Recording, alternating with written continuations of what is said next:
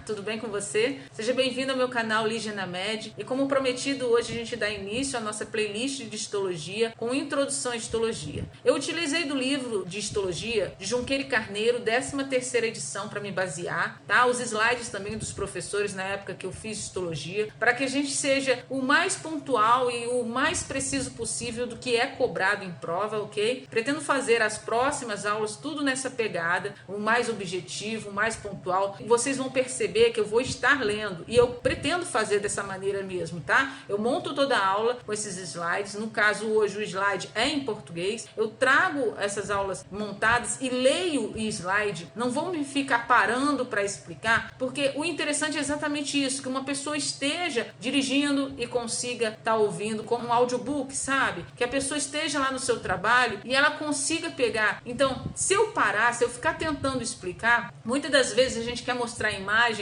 a pessoa não pode parar para estar lendo, né, para estar observando. Então vamos fazer dessa maneira, vai dar certo, eu acredito que sim. No decorrer das próximas aulas a gente vai se adaptando, como eu mostro para vocês, né, eu sou bem clara, para mim isso é novo, um objetivo que eu tenho aqui, que eu lancei até o final do ano, eu vou estar conseguindo gerar renda também para ajudar no pagamento da minha faculdade, que é o que está mais pegando. Quem puder assistir o primeiro vídeo aí que eu inauguro o canal, eu conto essa história, né? O que eu acreditava que era mais difícil, que seria estudar, aprender depois de tantos anos, não é. O que tem sido mais difícil para mim é financeiramente me manter aqui, manter a minha família e concluir esse meu sonho. Então aqui eu já aproveito para pedir para você dar um like e passa para o colega que está precisando, tá? Assim eu te ajudo, você me ajuda, né? E juntos a gente vai longe. Eu peço força e coragem a Deus, porque vontade nós já temos, não é mesmo? Se você está aqui comigo, a sua vontade também é grande. Bora lá para a aula de introdução à histologia. O que é a histologia? A histologia é a ciência que estuda os tecidos do corpo humano, analisando sua composição, organização microscópica e a relação com as funções dos órgãos. Para isso, utiliza principalmente o microscópio óptico e outras técnicas de observação. Por que estudar histologia? O conhecimento da organização celular dos tecidos permite compreender então o funcionamento normal do organismo e aí reconhecer alterações causadas por doenças, sendo fundamental então para a anatomia, fisiologia e patologia. A histologia então estuda os tecidos e ela busca entender como as células se organizam para formar diferentes tecidos e como a organização está relacionada com a função de cada órgão. Como essas estruturas são muito pequenas, utilizamos então o microscópio para observá-las. Esse conhecimento é essencial porque muitas doenças provocam alterações microscópicas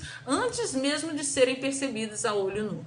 Como que o corpo humano é organizado? O corpo humano ele é organizado do nível mais simples ao mais complexo. É uma organização hierárquica que você observa como uma pirâmide, onde células são as menores unidades estruturais e fundamentais da vida. O tecido como um conjunto de células semelhantes que trabalham juntas para desempenhar uma função específica. Temos os órgãos, que são estruturas formadas por dois ou mais tecidos que atuam em conjunto para realizar uma função. Temos os sistemas, conjunto de órgãos que trabalham coordenadamente para um mesmo objetivo, e o organismo, que é um indivíduo completo, é o resultado dessa integração de todos os sistemas. Então aqui num repasso rápido nós temos células como unidades básicas da vida, tecidos como conjunto de células semelhantes, órgãos formados por dois ou mais tecidos, sistemas, conjunto de órgãos coordenados, e o organismo, que é a integração desses sistemas. Histologia, então, nesses níveis de organização, estuda principalmente as células e os tecidos. A histologia estuda principalmente no nível hierárquico de organização do nosso corpo, as células e os tecidos.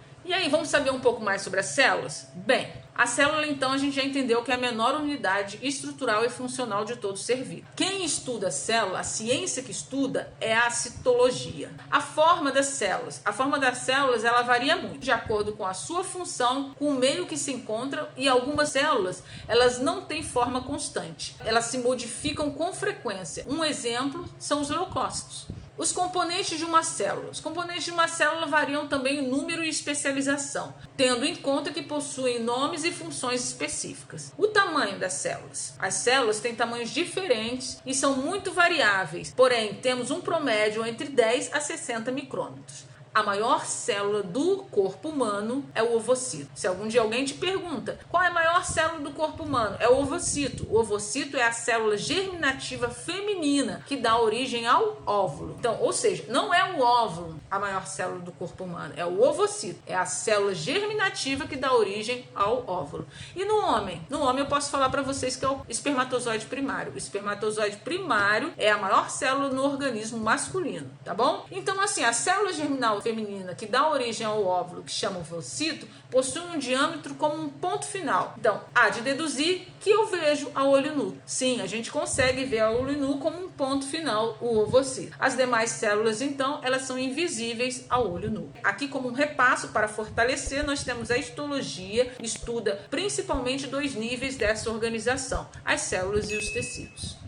E os tecidos são compostos por células. Sim, os tecidos são compostos e constituídos por células e matriz extracelular. Tá? Um conteúdo que está fora da célula. Nós temos também a célula e sua membrana celular e conteúdo interno da célula, que é o citoplasma. Então, isso é a composição dos tecidos. A MEC, que é a matriz extracelular, ela é composta por muitos tipos de moléculas, algumas das quais são altamente organizadas, formando estruturas complexas como fibrilas de colágeno e membranas basais. Muitas moléculas da matriz, elas são reconhecidas e se ligam a receptores que estão presentes na superfície da célula. A maioria destes receptores são moléculas que cruzam a membrana das células e que se conectam a outras moléculas que estão presentes no citoplasma. Assim, pode-se considerar que célula e matriz extracelular formam uma entidade contínua que funciona conjuntamente e responde de modo coordenado às exigências do organismo. E os componentes químicos da célula? Bem, o que tem dentro da célula, né? Podemos dividir de 2 maneiras: componentes inorgânicos e orgânicos. Os componentes inorgânicos é água e sais. Os componentes orgânicos são proteínas, hidratos de carbono, lipídios e ácidos nucleicos. A célula ela é composta principalmente por água, assim como o nosso corpo. A célula tem entre 70% e 80% de água, enquanto quase que sua totalidade restante é formada por compostos orgânicos. Características fisiológicas das células. Possuem propriedades fundamentais denominadas vitais, ou seja, são seres vivos e possuem propriedades fisiológicas como absorção, secreção, excreção, respiração, irritabilidade, condutividade, contractilidade e reprodução. Para memorizar, quando tem vários itens assim, eu já dou uma dica para vocês. Eu geralmente, com as iniciais de cada palavra, eu faço uma única palavra. Facilita absurdamente na hora de você fazer a prova, tá bom? Aqui no caso, se a gente observar, dá ACRICCR.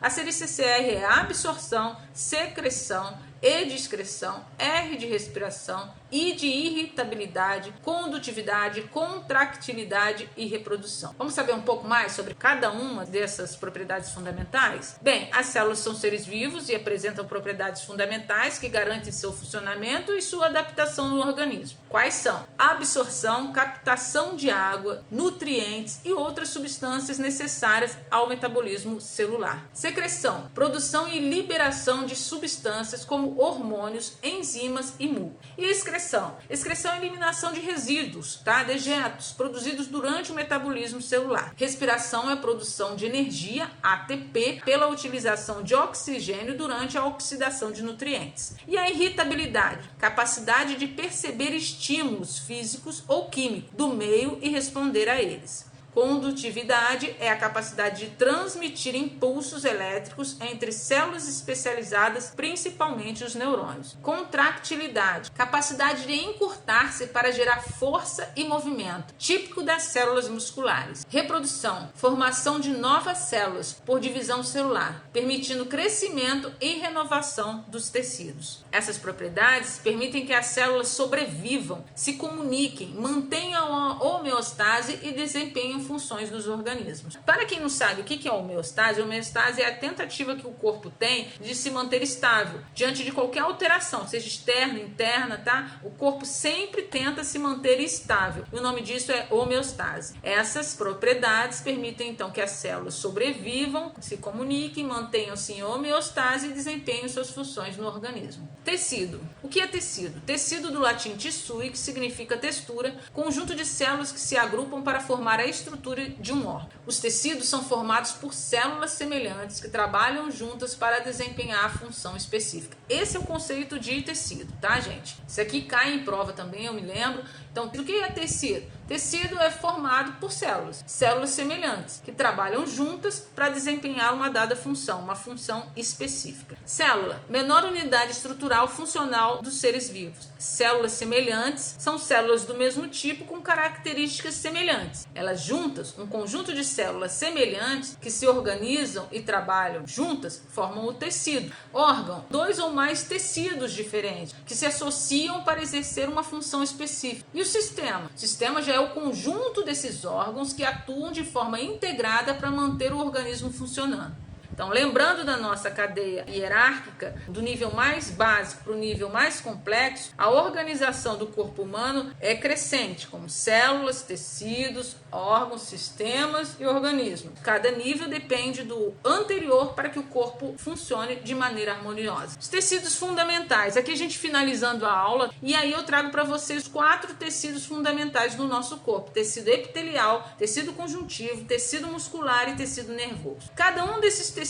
fundamentais é formado por vários tipos de células, características daquele tecido e por associação e arranjos característicos entre elas e a matriz extracelular. Por outro lado, analisamos agora um nível de organização acima dos tecidos, que é a organização dos órgãos. Observamos então que estes são quase sempre formados por uma associação muito precisa de vários tecidos. A organização e a integração dos tecidos, eles são essenciais para o funcionamento adequado do organismo, para a homeostase, como eu falei, tá? Então, a integração e essa organização dos tecidos é essencial para o bom funcionamento do organismo. Aqui eu finalizo a aula, agradeço que você chegou até aqui. Mais uma vez, peço curta e compartilhe. Tamo junto, a próxima aula eu vou trazer para vocês métodos de observação direta de células e tecidos, onde eu vou falar um pouquinho de tinção, de microscópio, quais são as técnicas que utilizamos para observar amostras de tecidos e de células, ok? Um abraço, fica com Deus, tamo junto, até a próxima.